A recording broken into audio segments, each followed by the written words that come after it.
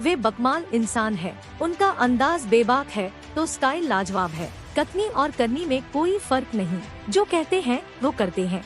झूठ रेट से नफरत करते हैं तो यारों के यार हैं। उनकी चर्चा के बिना हरियाणा की सियासत अधूरी मानी जाती है। जरूरतमंदों के लिए उनके दरवाजे हमेशा खुले रहते हैं। हरियाणा की सियासत के इस प्रमुख किरदार का नाम है अभय क्षसा चौटाला। देश के इकलौते ऐसे विधायक हैं जिन्होंने किसान आंदोलन के समर्थन में अपने विधायक पद से इस्तीफा दे दिया। अभय क्षसा चौटाला 4 बार हरियाणा विधानसभा के सदस्य रह चुके हैं। 2014 से लेकर 2019 तक वे हरियाणा विधानसभा में नेता प्रतिपक्ष के रूप में अपनी गहरी छाप छोड़ चुके हैं।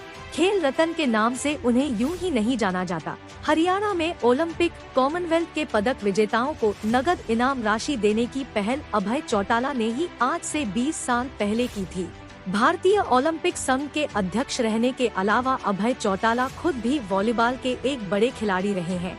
दरअसल अभय क्षसा चौटाला ने अपने दादा चौधरी देवीलाल की सियासी नर्सरी में राजनीति का पाठ पढ़ा। अपने पिता ओम प्रकाश चौटाला की छत्रछाया में सियासत में तजुर्बा हासिल किया। बिल्लू के नाम से पहचान रखने वाले अभय क्षसा चौटाला वर्तमान में इंडियन नेशनल लोकदल के राष्ट्रीय प्रधान महासचिव हैं। किसान आंदोलन में आज अगर कोई सर्वमान्य राजनीतिक चेहरा है तो वो अभय क्षसा चौटाला है। इसकी खास वजह भी है। नवंबर 2020 में किसान आंदोलन शुरू हुआ।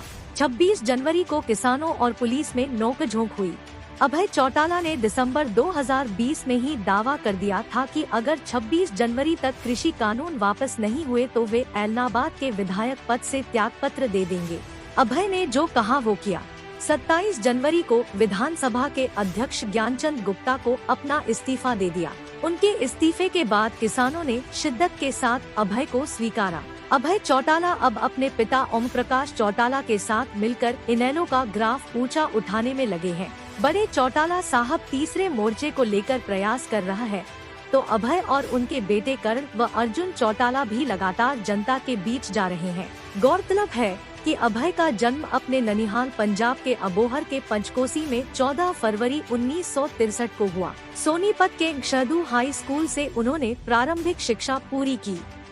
इसके बाद हिसार के हरियाणा कृषि विश्वविद्यालय से ग्रेजुएट किया। सबसे पहले वे अपने पैतृक गांव चौटाला में पंचायत सदस्य बने। 1991 के पंचायती चुनाव में वे ब्लॉक समिति के सदस्य भी चुने गए। साल 2000 में रोड़ी उपचुनाव में जीत हासिल कर पहली बार विधायक बने। रोड़ी सीट से अभय क्षसा ने 93% वोट दर्ज किए और अन्य सभी उम्मीदवारों की जमानत जब्त करवा दी।